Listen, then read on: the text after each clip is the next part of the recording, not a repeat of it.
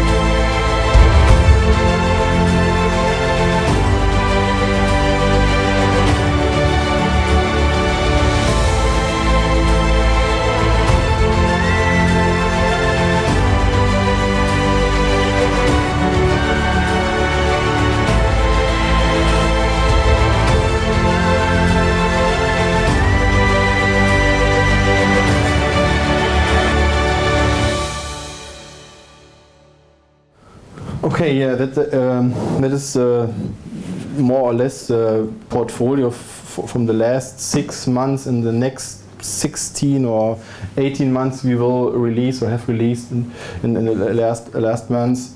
And from the first day on, and we started with 2 people in 2007, so we will now be almost 10 years old.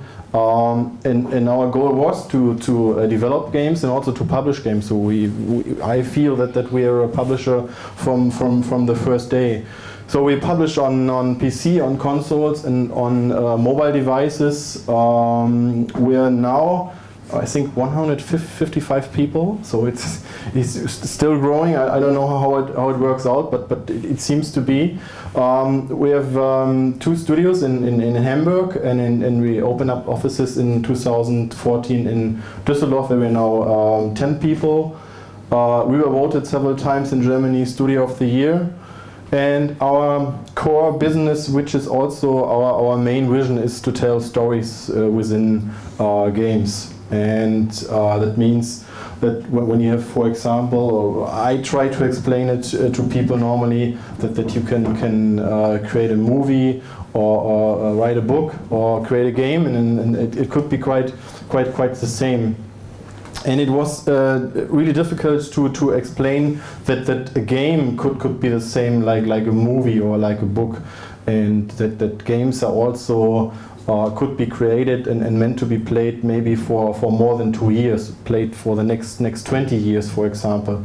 And yeah, we need maybe to do this for 10 years or to prove and that it is possible to still sell games which we created and then released in 2008, 2009 and 2010.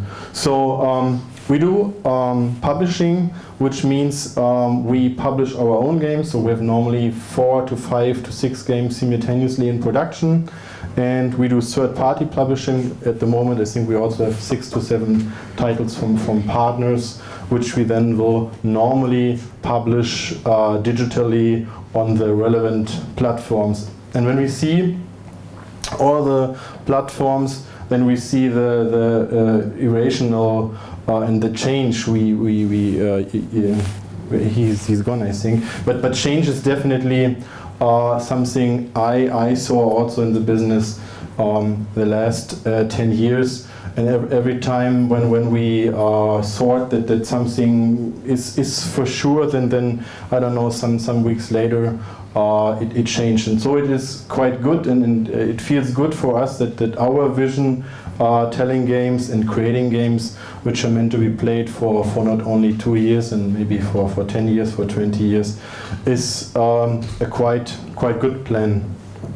In the past, we worked mostly on our own games, which means we created games like for example the Deponia series, which is a game series now with 4 parts.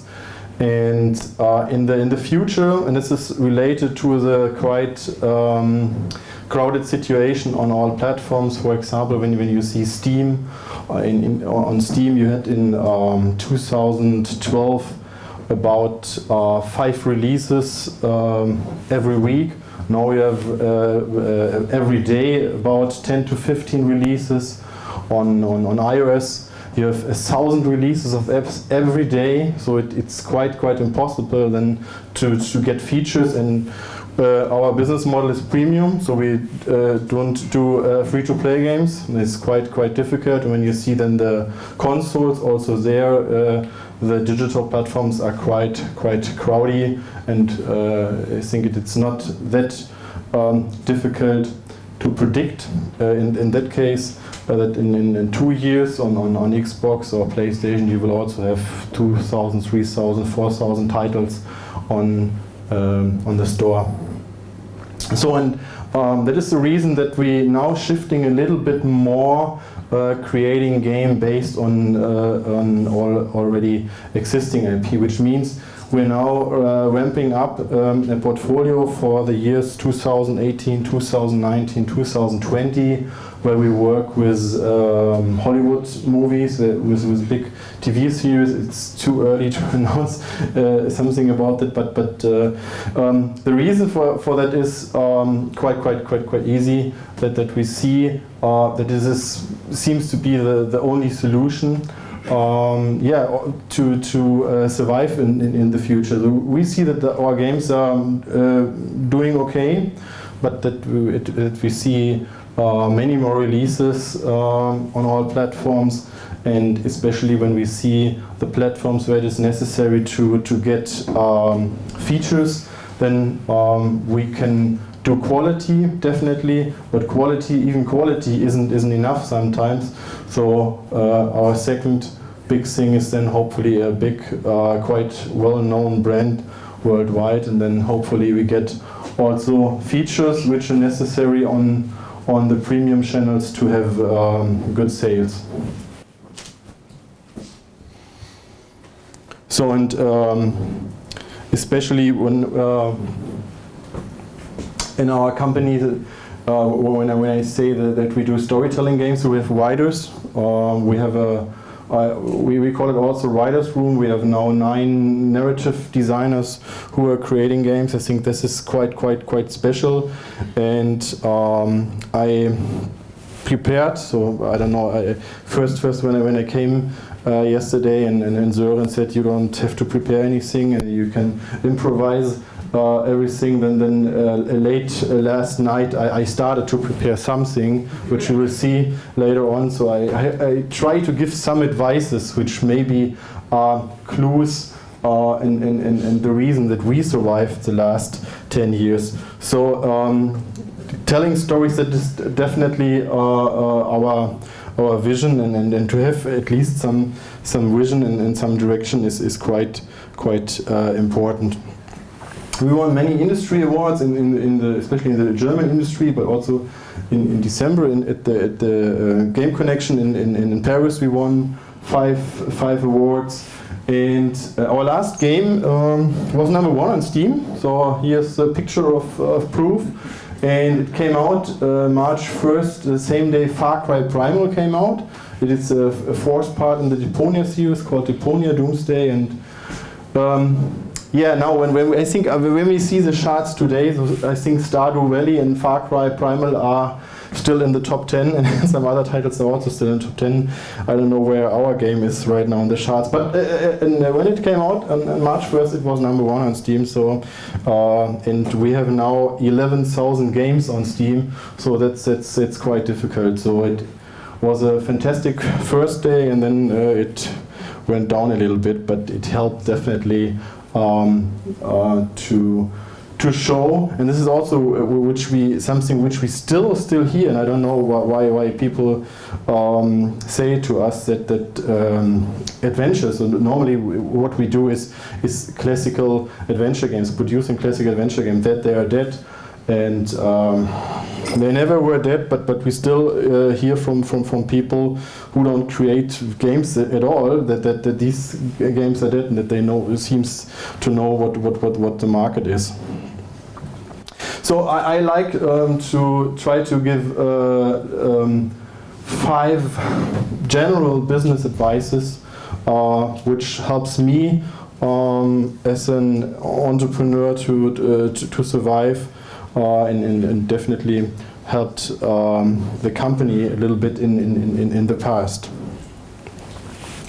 So #1, I think this was also in the other presentation, have at least some vision or plan.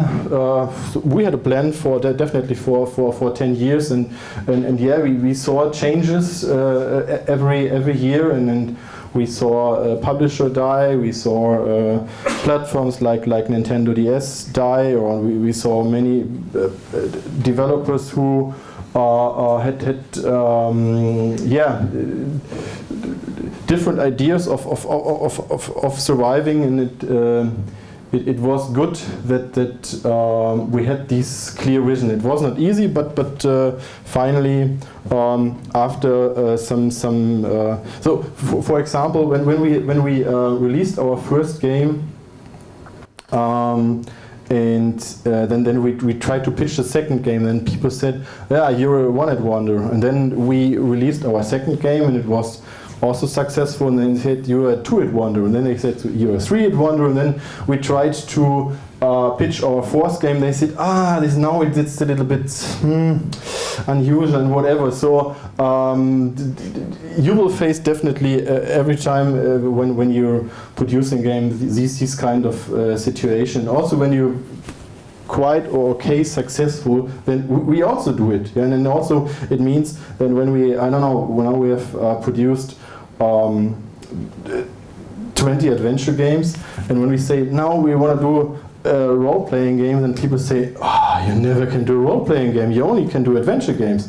So that is also part of the industry, and you need to fight and to fight against these things. So number 2, and this is related to what I say before. Never talk to people longer than necessary. We want to tell you that something does not work. And I don't know, we pitched so many ideas and games, and I think our most successful game we did, this is the Deponia series, which is now 4 parts. Last part was number 1 on Steam. We sold about 2.4 million copies with all of the series. It's only on PC so far, or the first part is on iOS. And I don't know, we pitched it 50 times, and we started to pitch the game in 2008 until we found a partner, a funding partner in 2011. So we needed 3 years to fund our most successful game, which was number 1 on Steam. So that means, and many people said, no, that won't work. And so if you're very convinced of what you're doing, then don't talk to these people longer than 5 minutes, because it don't help you. Maybe it got you frustrated or whatever. Then, but you need to look into your own future. Number 3, I call it give and take. This is also something which I see from many other developers, that they think only maybe for the next 2 years, or for the current project. But what is after the current project? What is to getting the next deal? And this is quite important, that if you go in business with someone who's funding your game, or a co-publisher or a publisher, so it's quite important that also for him the game is some kind successful, because maybe you want to have a new deal after that game. And normally for game developers, when they create a game, the months after a gold master and release, quite difficult. So don't see only your advantages, see also the position of the partner, and try to get a clear picture that it means if he's successful, that you also can continue the partnership with this partner. Yeah, and obviously we heard it this morning 2 or 3 times. Be prepared for a crisis, and every time when you have a quite good feeling in the company, and everything seems to run smoothly, then you need to be sure that there will be a crisis. I don't know, we had in that 10 years, I don't know how often, but we had so many situations that we were desperate, and we had, I don't know, only money for the next some months, some weeks, whatever. We've found solutions in every case, but you need to be prepared for it. And liquidity is everything, so make sure that your money is, you have enough money yet to survive as long as possible, and then maybe you're lucky again. I don't know. So I have also this idea in life that you only can be lucky when you try to live as long as possible. Yeah. So number 5, this is also something when I talk to people, so don't ask me for details today, but is I don't know, they are maybe accidentally in the games industry, they have not I don't know, they don't know the players in the industry. So no offense to other people who don't know the Daedalic Entertainment. Now you know us. But it's quite important that you know what the industry is and what publishers and developers exist and what engines or whatever exists and what business models, what genres and how they normally work and on what platforms they work, and so it won't make any sense to create something which there's a good chance that it is not successful. We're doing it, creating games which are normally not so successful, but this is our stubbornness we're now doing for 10 years. So as you can see, I started to try to create top 5 production advices, but then I ended up with maybe 3. We will see if there's any idea coming up in the next minutes for number 4 and number 5. So production-wise, we don't have a wish list when we're creating a game. Normally there's the wish list, but our idea of creating games is that every point which is in the wish list have to be in the game, because also, again, the crowded market situation, all your competitors, he said, look to the person next, right to you or left to you, whatever. He said your competitors, or even in the Nordic community, you see that the other countries are quite successful in the last year. So it's very, very important that you definitely release something of high quality. This is crazy, painful, and yeah, but it is from my point of view important also to have a good market situation then later on when you release the product. Scream, cry, throw things, but never lose hope or certainty that you will finish one day. Yeah, we had games, we had delays for days, for months, and even now we have a game which we started in 2000. Actually, we started the game in 2009. It is a follow-up of the game The Whispered World. We saw The Whispered World, so we're doing a follow-up, and we presented it to partners. We started in 2009.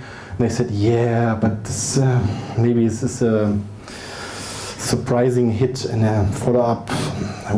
We don't think that Whispered World 2 could be worked out. And then the lead designer left us to Ubisoft, but he came back 2 years later and said, Ubisoft, that was also not that good. Now I like to work on the Whispered World 2. So we begin in summer 2011, and we thought, yeah, it's quite realistically that we will release in 2013 maybe. And again, we needed 2 years to find finally a partner co-funding the game. That was in 2013. Then we thought maybe the release could take place at the end of 2014. Now it is dated for the end of 2016. But it will be a cool game, and then hopefully it will change everything for us, because this is also what we normally try. This is a part of the wishlist thing, is to try that every next game is the best game we have ever created. And doing that, it is necessary to build a team environment and protection for the team, that love, passion and dedication for the game can arise.